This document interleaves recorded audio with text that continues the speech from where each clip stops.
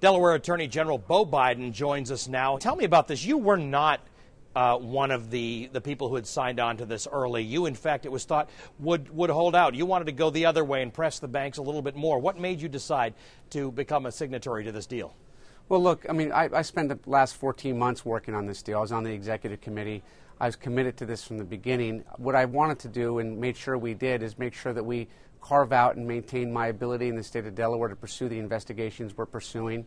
Our lawsuit against an outfit called MERS, which is the Mortgage Electronic Registration System, which is the kind of the nervous system of the mortgage finance industry. I want to be able to make sure we can maintain that lawsuit.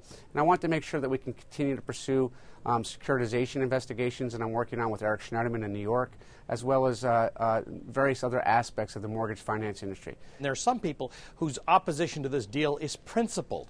They feel, and I know you feel the same way, they feel that this isn't enough of a price for the banks to pay for something that was so serious. Well, that's right. I mean, look, this is a beginning. This is a very good beginning first step. It's a belated first step from my perspective. You're going to get to see homeowners are going to get some real relief. You're going to get underwater borrowers who are on time be able to refinance, and as you know, that's a good thing for the economy and the housing market, for the citizen and for the borrower.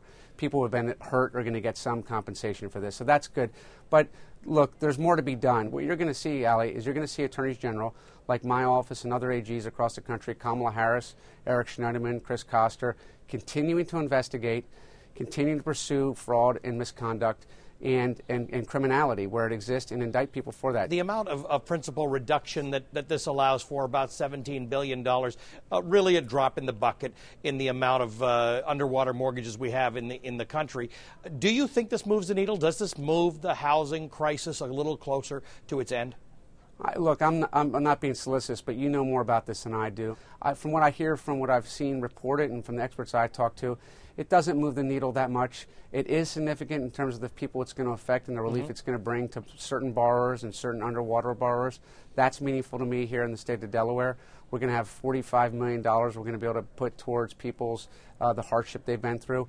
But look, there's a lot more that needs to be done. The thing that we can do, from my perspective, Ali, to move the housing market is to stop foreclosures. But here's the thing. With robo-signing, as awful as it was, as insensitive, as disconnected as it was, as uninformed as it was, many of those people, even if the process had gone through the way it should have, would still have been foreclosed upon or would have had to short sell. So for all the efforts that we go through, we are likely to still see more foreclosures in Delaware and across the rest of the country, even if they're done legally and by the letter of the law. I think you're right, and that's the problem here, and that is we have to find a way to align the interests of the borrowers and the investors.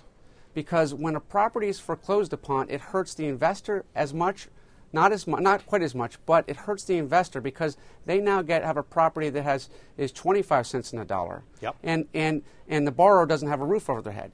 If you get to a place where you have meaningful modifications, meaningful measures short of foreclosures, the investor is made more whole than they otherwise would be, and the borrower gets to have a roof over their heads. And also, by the way, for the neighbor of the borrower, who is the diligent, on-time payer of their mortgage, they have an interest in that too, because they don't want their neighbor to be foreclosed upon because it hurts the value of their home.